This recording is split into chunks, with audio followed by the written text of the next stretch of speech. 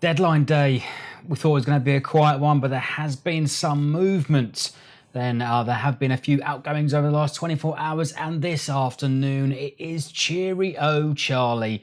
Apparently he rejected this move earlier on in the summer, but today he has penned a permanent transfer to West Bromwich Albion.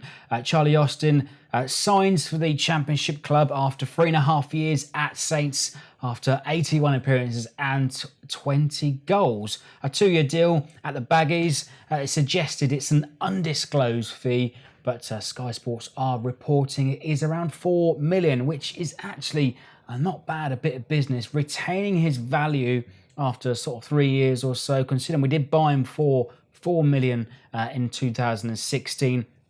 But of course, recently ravaged by injuries, unable to stay fit for most of the season. And on 2 occasions in the last 2 years, he's missed more than half of the season with long-term injuries to his hamstring, to his shoulder, and, little nicks here and there.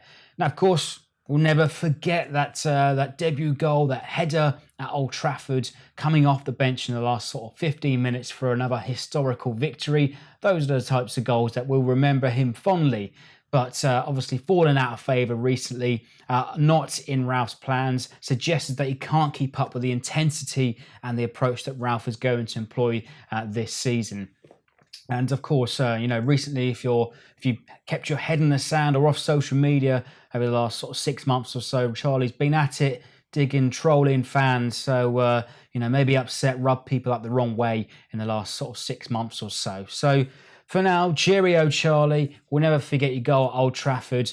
And, on the day, you're a penalty box poacher, scores anywhere inside the 18-yard box. West Brom, if you could keep him fit, then you should certainly get at least 10 goals out of him for the Championship and hopefully push on for your promotion. Elsewhere then, in the last 24 hours, Josh Sims has also made a loan transfer to New York Red Bulls. A nice little gig if you can get it.